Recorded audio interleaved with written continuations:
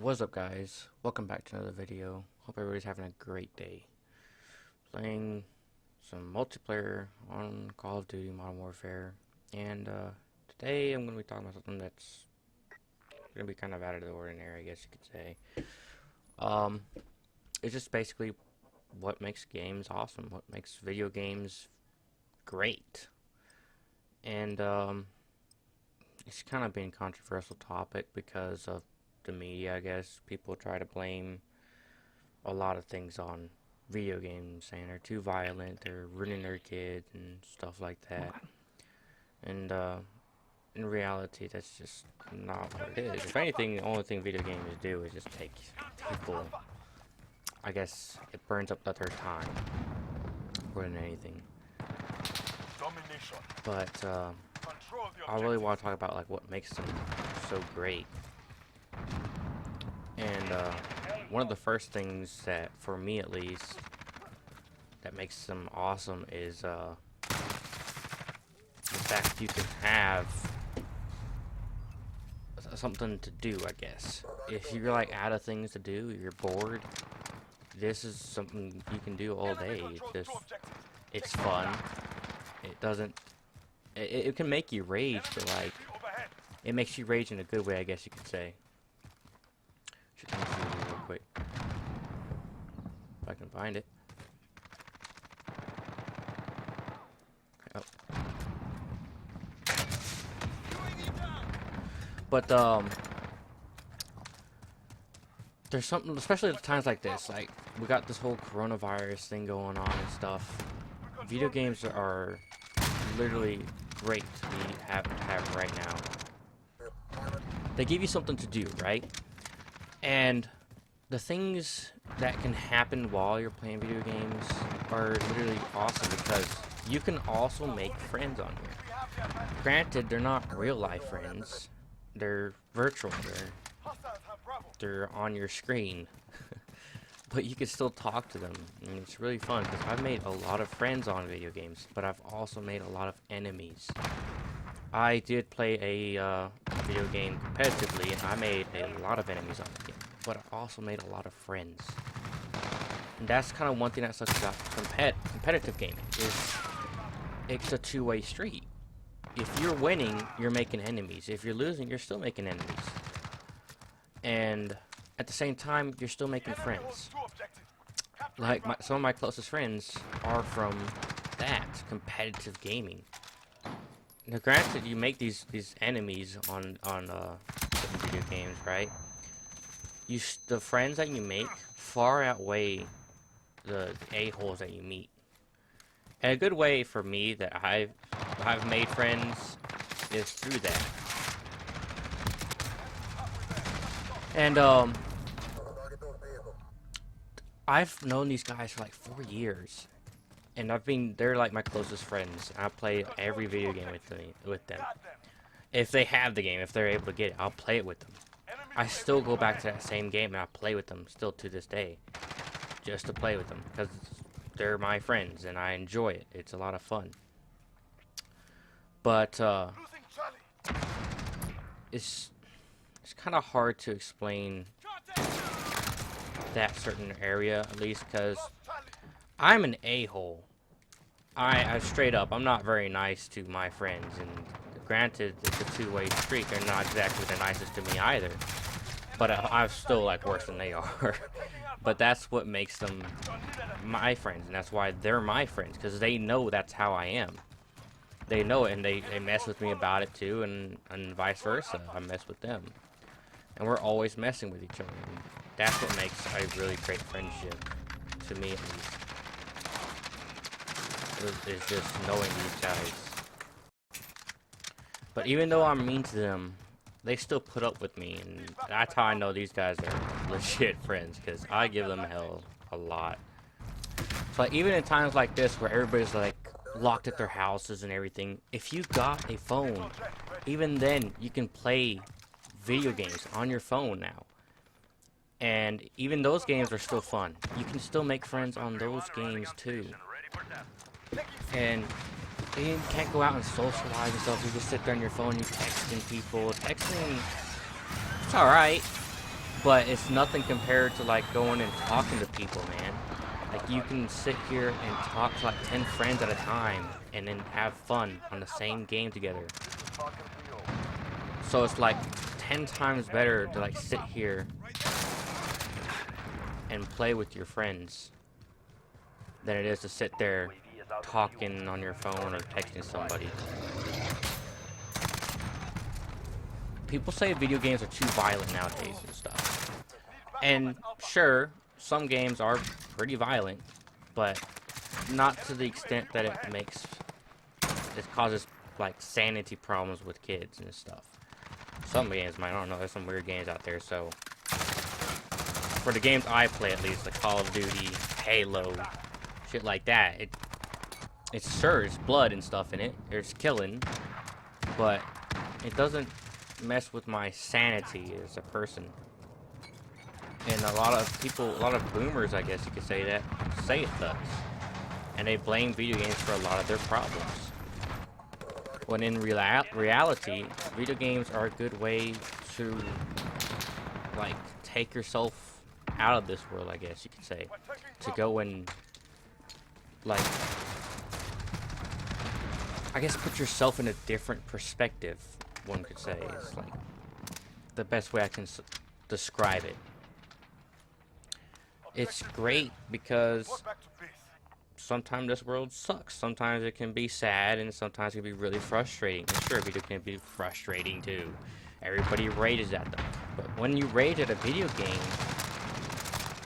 normally it's just because it's something you're doing wrong, or it's something the game's doing wrong. It's like teaching you something. I rage at myself a lot for making bad plays. If I do something wrong, I'm like, oh my god, I'm such a dumbass. That's teaching me. It's making me learn something, force myself to learn something new. Same thing like I was talking about in my other video, about jump shot and cross shot. I'm trying to teach myself to do them both together at the same time. Right now, I'm trying to stop doing the jump shotting so much and work on solely drop shotting. That way I can use them both together. Video games are like forcing your head to get active and make yourself like learn something new. And that's another great thing about video games. They make you try to learn something in the game to get better at it. So if you're raging at the game, you're getting active. You're getting active. You're putting your stress on yourself to try and get better at it. Or you're just straight up being an a-hole like myself that just rages for no reason. But still, it's like, it's great because you're doing something. You're making your head get active, I guess you could say. And they teach you how to like rethink situations. Sometimes when I play, if I get killed going to a certain spot, I teach myself like maybe I shouldn't go there anymore. It's not a good spot to go to over and over and over again and die to it and die in that same location. And that's just like another learning curve in the video game. It's kind of like doing school. You know, 1 + 1 = 2. You gotta learn that, like in freaking kindergarten or something. And that's just kind of like how video games are. You gotta learn them. You gotta get done with the movements. Like, remember, you gotta crouch and slide. If you jump around, it makes it hard for the enemy to hit you, kind of deal. It's kind of, it's just a learning curve, I guess you could say. Especially if you've never played video games before. If you never played video games before, you definitely should try them out, because you could do, there's a lot of things that can happen. It makes you think certain things, react differently to certain stuff, and it makes you, like, I guess, sometimes, some situations, video games do make you faster, reaction time wise. And that's been proven, apparently. I heard that on a science thing. Where the heck is this beat at? And another thing that video games can teach you is like the meaning of sacrifice. And what I mean by this, it is kind of a good. I guess I can only give you an example of it. I mean by sacrifice. Modern Warfare 3. We'll use this as an example. In the end of Modern Warfare 3, Sandman and his task force sacrificed themselves to allow Price and his team, what remained of his team, to get out of the diamond mine. And that was a great sacrifice by them.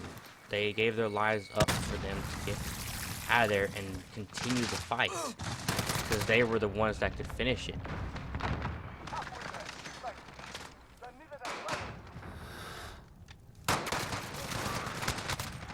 And stuff like that happens in a lot of video games. Even like Halo, for example.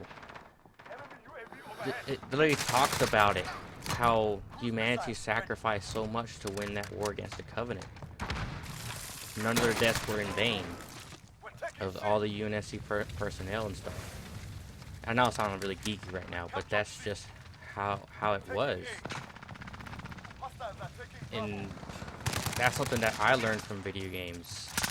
I don't think I learned that from movies or from history or anything. I actually just picked it up off video games. It's the meaning of sacrifice. What it means to continue the fight. And I know that sounds wrong or geeky or something like that, but that's just something I picked up from video games. It might not be different. It might be different for everybody else. I think it's very important for people to learn the meaning of sacrifice and the meaning to not always put yourself in a situation like that, but something that can be used in everyday things is do good for somebody. Help somebody when you get the chance to help somebody. Kind of deal. That's not a pistol. That is my bad. I thought that was a pistol. But to like always, if you see somebody in need, help them. That's something that these games show you. That when it comes down when I'm talking about sacrifices, help somebody in need. If you see somebody that needs help desperately, then help that person. If you're able to, at least. Not everybody is able to help everybody. You see an old lady at the store just trying to help, that needs help with her groceries, putting them in the car. Help her out, kind of deal. That's something my parents taught me, and it's something that I kind of picked up from games. I know it sounds weird how you pick it up from a video game. Well, it's the same thing. It's kind of like sacrifice a little bit of your time to help somebody in need. So despite what people say about video games making their kids violent and shit like that, I wouldn't say that. Sure, some games are like overly violent, but do they make your kids do bad things? No. If anything, they probably help them from doing bad things because they're getting their mind off the reality of this hard world we live in. You know, living in this world isn't exactly always easy. It's frustrating. There's bad people you always have to deal with. There's annoying aspects. You gotta worry about work, money, living, bullies, all that random shit. And that's one thing that's nice about video games. It takes your mind off of reality. I think that's what makes them so great. But yeah, video games, just to put it into a list of things, I guess, and one by one, friends you can make, things you can teach yourself, habits you can get into, relieving yourself from reality for a short period of time. Getting on a game just takes you out of the harsh world we live in. And I think that's just so great about video games. And even like now, another thing, it gives you something to do. Sure, you can sit there and do your workouts. I do them too. While you're home. But you can't sit there and work out all day while you're just sitting at home and, you know, sit there and bench watching Netflix gets boring. Sitting there texting people on your phone probably gets boring eventually too. Video games keep your mind active. Sure, you can rage quit them, but like me, if I rage quit this game, I'm back on it an hour later. I'm coming back for more. That's just what's great about them. You can get sick of them for a little bit, but you always come back to them just because they're fun. If you're not getting shit on, they're fun. But if you are getting shit on, you're making yourself better at it. You're literally forcing yourself to get better so you don't get shit on so much. That's how I started this game. When I started this game, I probably didn't even have a 1 KD right off the get-go. Now I'm at like 1.6 something. This is the first game I ever played online. It's because I sat there and I kept telling myself, I'm bad at this game. I can't do that anymore. I need to do this more often. Do this, do that, don't do that. Kind of deal. I teached myself to get good at this game. And I'm sure I'm not amazing yet by any means. But compared to what I was, I'm a lot better. Let's see, what else can we name off this list? That video games are another single word reason for video games are awesome. Well, they're fun. They are fun. You don't always have to play video games like what I'm playing right now. You don't always have to play Call of Duty or something frustrating like this. There's also games that like exploration type deal. I don't know the name. Zelda. It's just Zelda. I've never played that game, but I've seen people talk about it before. Exploration, stuff like that. They make games for everybody. If you don't want to play a violent game, you don't have to. You don't want to play a frustrating game that's annoying, you getting killed. You don't have to do that either. There's games for everybody. And each one of them have their ups and downs. But they all share one thing in common. They take you out of reality. They take your mind off of whatever troubles you're going through in life. If you're suffering depression or you're having a hard time finding a job or friends, play a video game. You'll find a friend eventually on there. Everybody does. So long as you aren't just an a-hole right off the get-go to them. As long as you can be talkative. And even then, you don't have to be a super talkative person. Like, generally, in real life, I'm a pretty, like, quiet dude. I don't really talk that much in real life to people unless it's somebody I know. Somebody I've known for a while and that they share things in common with myself. Normally, I'm not a very social person. When it comes to video games, I get along with almost everybody off the start, but eventually I'll just start like, I don't want to be friends with this guy anymore, and I just don't talk to them anymore because they'll do something that I don't agree with or I don't like, or their attitude annoys me. And it's just how video games are, I guess. You find those people that you like, and you stick with them. And that's what I've done. I got friends I've known for 4 years because I really started playing video games at like 15. That's when I started playing like online video games. Everything else before that was just like just campaigns and story type games. And that's one thing that's great about them. If you're not a very social person in real life, or you don't get along with very many people, you'll find somebody that's just like you. Somebody that is not very social in real life, or they don't get along. There's every type of person in video games. There's no, like, shortage of a certain type. Everybody's on here. Every type of attitude you can think of is on here. You have the silent, really quiet type people, and then you have like it can go anywhere from that to like the super annoying people that don't shut the hell up kind of deal. It just, there's always somebody for somebody, I guess you could say. You can find a friend that shares the same things you have in common. And that's really what makes things awesome for me, at least, is the friends I've made on here. And now, I'm not saying that everybody should just go and play video games all day long and do nothing else. I'm just saying if you get frustrated, rather than sitting there being hard on yourself or drinking or doing drugs or smoking, just things that aren't that great for you in general. Or just having mental problems, like depression if you're sad about something. Just go and play a video game. Try it out. if you have a cell phone, Fucking there suck. you No one go. even went for a fucking You're gonna be playing. You're gonna be getting along with somebody. If ask your friends to play with you, I'm sure you can find one that you like. It may not be Call of Duty. It may not be Zelda. It may not be Halo or Doom or Minecraft. You know, there's a video game out there for you, and it's your job to find out what it is you like. If you're like a person that just likes stories, and find a story game. They're out there. You can look them up. We got Google.